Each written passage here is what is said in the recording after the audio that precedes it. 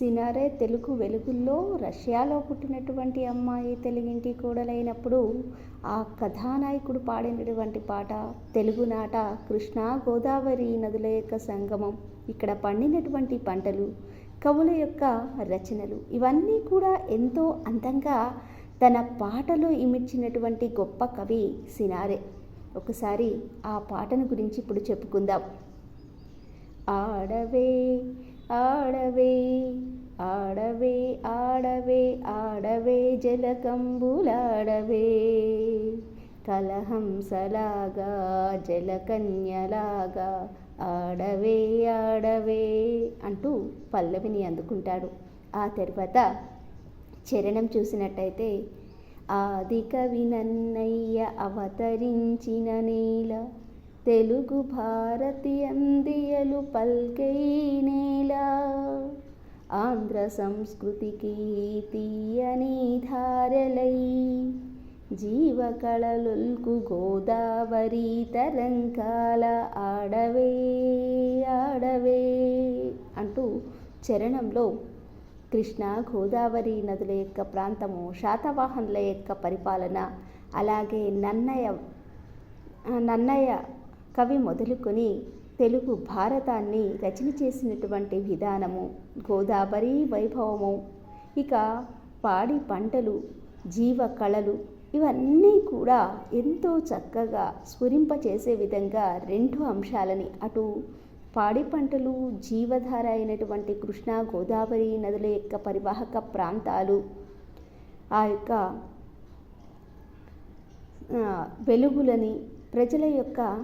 జీవన శైలిని ఈ పాటలో ఎంతో చక్కగా వర్ణించారు.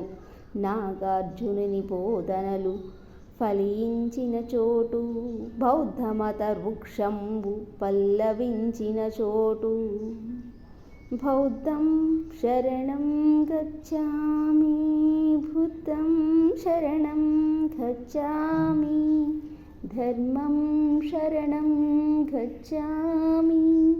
సంఘం శరణం గచ్ఛామి. కృష్ణవేణి తరంగాల జాలగుండియే సాగరమ్మై రూపు సంతరించుకొనునిట, ఆడవే ఆడవే జలకమ్ములాడవే, కలహంసలాగా జలకన్యలాగా అంటూ కృష్ణా గోదావరి నదులే కాకుండా ఈ పరివాహక ప్రాంతంలో విలసిల్లినటువంటి బౌద్ధిజం, ఇంకా బుద్ధుని యొక్క బోధనలు, నాగార్జునుని యొక్క బోధనలు, ఆ యొక్క ప్రపంచ శాంతిని కోరినటువంటి ధర్మాన్ని స్థాపించినటువంటి సంఘ సంస్కరణ, మానవులంతా కూడా సమానమనేటటువంటి భావనలు రూపుదిద్దుకున్నటువంటి ప్రదేశము ఈ యొక్క గంగా కృష్ణ గోదావరి పరివాహక ప్రాంతాల యొక్క వైభవాన్ని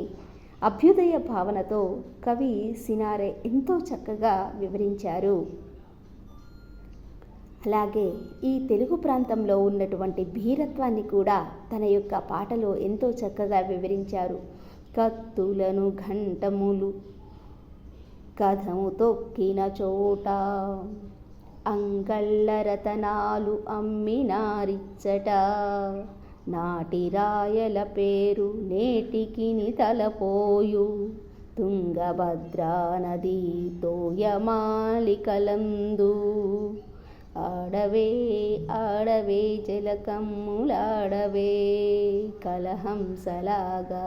జలకన్యలాగా అంటూ ఇక్కడ యుద్ధాన్ని కత్తుల ఘంటాలు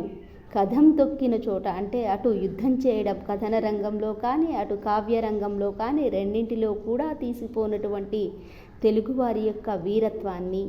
అలాగే అంగళ్ళలో రతనాలు అమ్మినారిచ్చట అంటూ ఇక్కడున్నటువంటి సంపదలు వైభవాన్ని చాటి చెప్పారు. అలాగే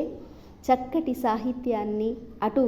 మంచి పరిపాలనను అందించినటువంటి శ్రీకృష్ణదేవరాయల యొక్క పరిపాలన తీరుని,